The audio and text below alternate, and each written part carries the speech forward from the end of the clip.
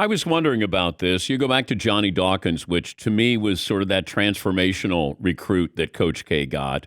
And then he convinced Leitner or Leitner's mom to not go to North Carolina and go to Duke. Grant Hill convincing him and his father not to go to North. I mean, North Carolina was going to get Leitner and Hill.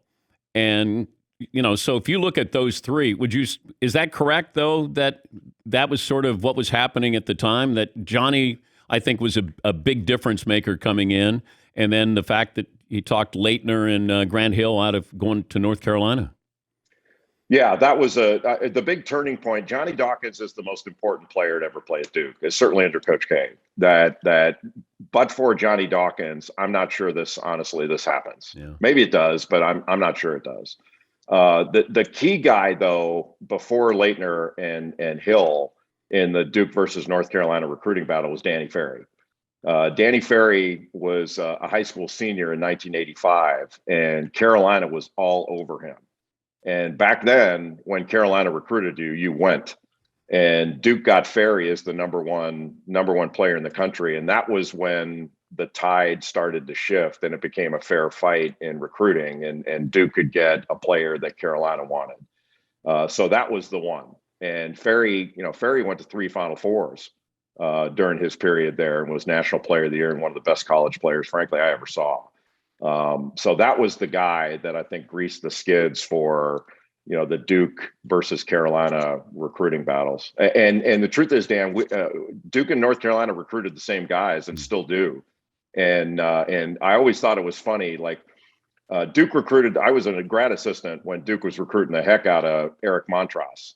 And he chose Carolina, and Carolina recruited the heck out of Leitner and Hurley and all that.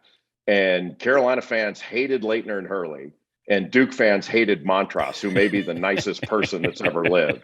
And you're going, do you guys realize if they'd made a different decision, you would have put statues up of the guys you claim you hate? But on both sides, both schools recruit unbelievable guys.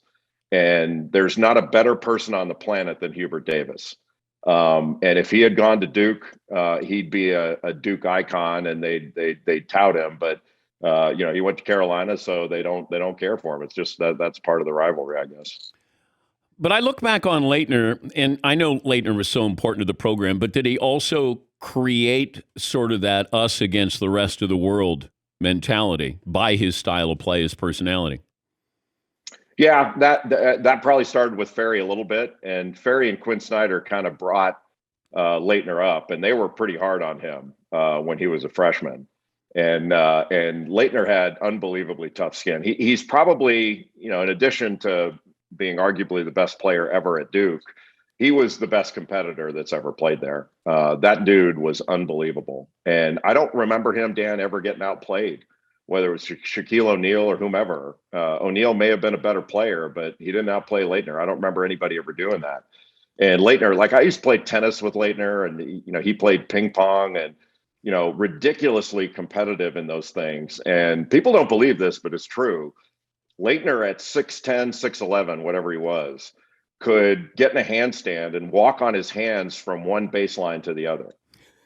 He was an extraordinary athlete, not in the run and jump sense. He was a good athlete, but an extraordinary athlete in the things that he could, the different things he was capable of doing. Like when you and I were kids, athlete meant could play a lot of different sports and do a lot of different things. Now it means run and jump.